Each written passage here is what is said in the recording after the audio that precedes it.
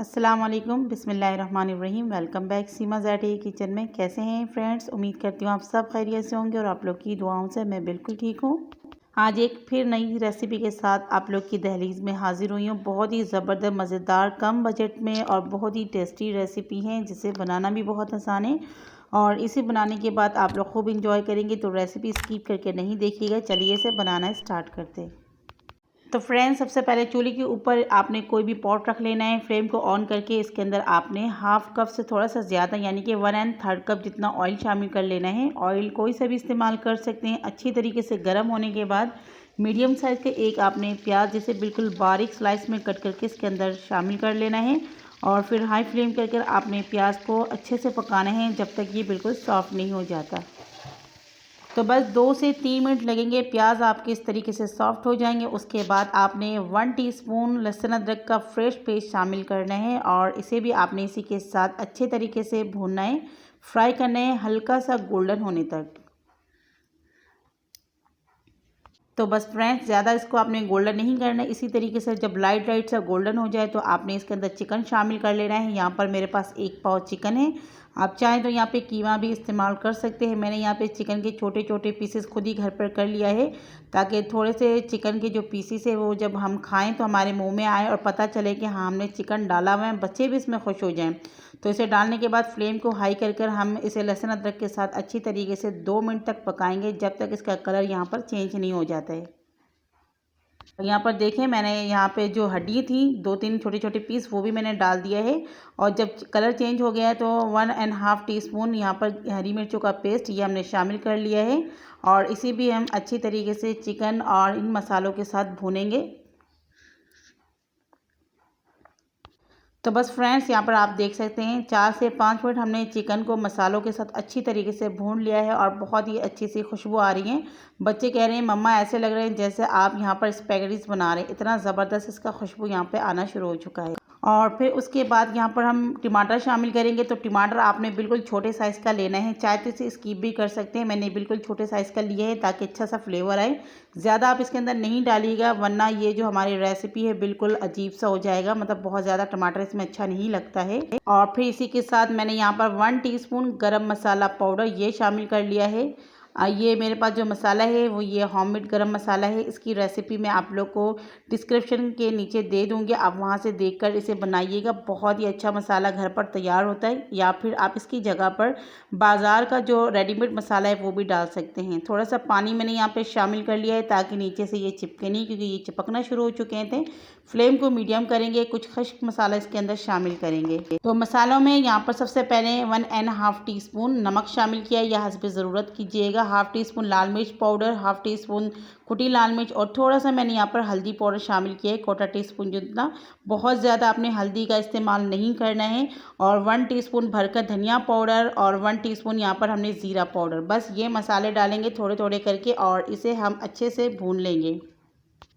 तो फ्रेंड्स, यहाँ पे जब मसाला भुने फ्लेम को आप बिल्कुल हाई करके नहीं भुना करें, मीडियम फ्लेम में मसाला भुना करें और लगे जब नीचे से चिपक रहे हैं थोड़ा थोड़ा पानी शामिल किया करें। हाई फ्लेम में अगर आपने मसाले को भुने तो मसाले आपके जल सकते हैं और वो टेस्ट खुलकर नहीं आता है। तो फ्लेम को मीडियम करके आपने तकरीबन 4-5 मिनट या फिर जितना भी टाइम लगे आपको मसाले भूनने में आप भूनते रहें।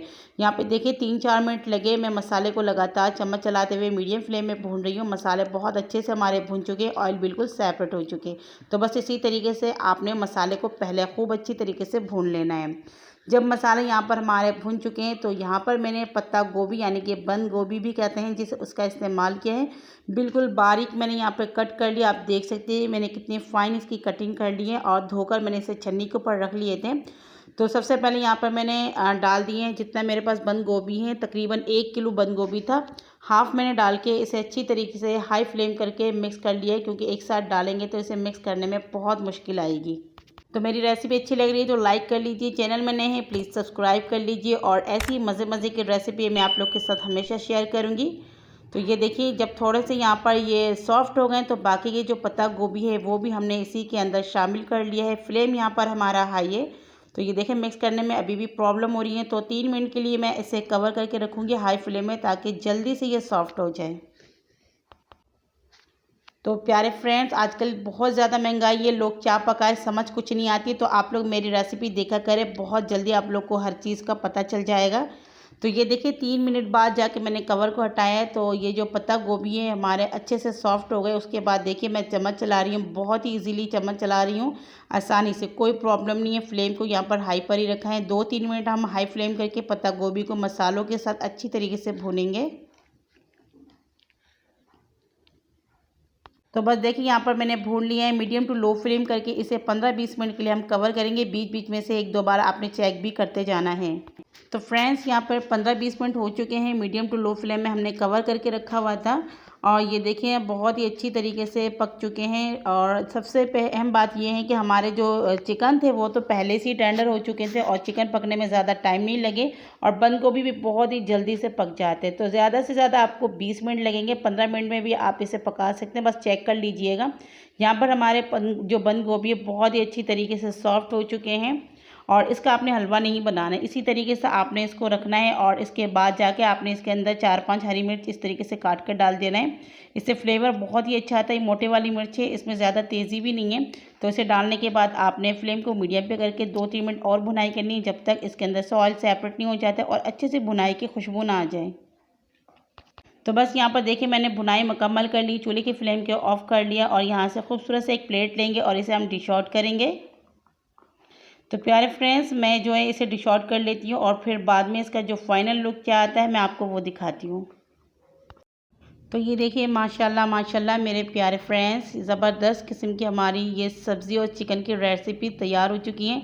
तो यही टेंशन होती है कि क्या बनाएं और क्या नहीं बनाएं। ख़ास तौर पे महंगाई ने तो सबको परेशान करके रखा हुआ है। तो आप लोग इतनी ज़्यादा परेशान नहीं हुआ करें। मैं बहुत ही कम से कम बजट में रेसिपी बनाती हूँ और फिर आप लोग के साथ शेयर करती हूँ। तो इस रेसिपी को बनाने में बहुत ज़्यादा ख़र्चा तो मैंने किया नहीं है। 200 रुपये में मैंने इतना ज़बरदस्त रेसिपी घर पर तैयार कर लिया है और इससे आप तकरीबन 10-12 अफराद आराम से खा सकते हैं पेट भरकर।